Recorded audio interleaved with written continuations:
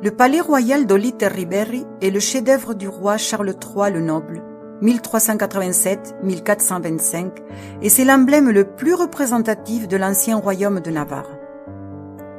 Le palais est un complexe et irrégulier assemblage de tours, pièces, galeries, jardins et cours qui lui confèrent un aspect anarchique et une singulière silhouette dominant l'ensemble des édifices de la ville. Mais cette apparente anarchie se cache derrière un aspect absolument harmonieux et majestueux. Charles III et Éléonore ont su faire appel aux meilleurs maîtres artisans. Ils leur ont montré les palais de France et de Castille et ils ont attiré des artisans de différents métiers venus de toutes parts. L'influence française est visible dans l'architecture et celle mudéjar de Castille dans la décoration.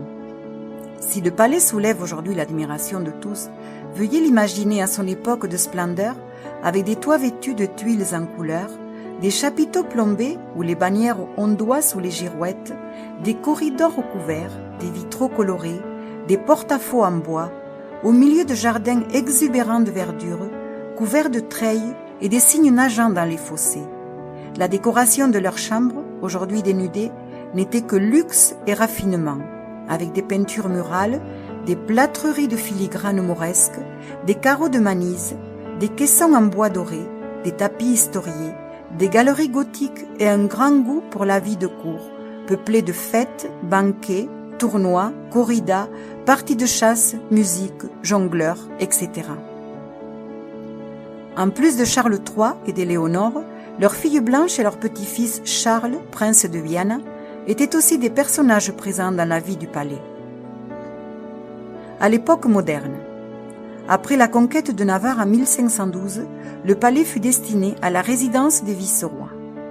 À l'époque contemporaine, à la fin de la guerre d'indépendance, en 1813, le général Francisco Sposimina ordonna sa mise à feu et sa destruction sous prétexte que la France pouvait l'utiliser comme forteresse.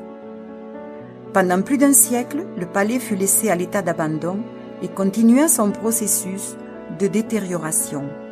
Le poète Gustave Adolfo Becker nous a laissé ses impressions dans un magnifique et évocateur essai écrit pendant son séjour à Olite Riberi en 1866, dont le titre traduit est « Le château royal d'Olite », note d'un voyage à travers la Navarre. Le palais fut acheté en 1913 par le Conseil provincial de Navarre, qui en 1923 accepta le projet des frères José et Javier Llárnoz La Rosa. Sa reconstruction commença en 1937. Il fut déclaré monument national conjointement avec l'église de Sainte-Marie le 17 janvier 1925. Si cette plaque est la première que vous voyez, dirigez-vous vers la mairie et profitez d'une promenade dans les rues d'Olite Riberi.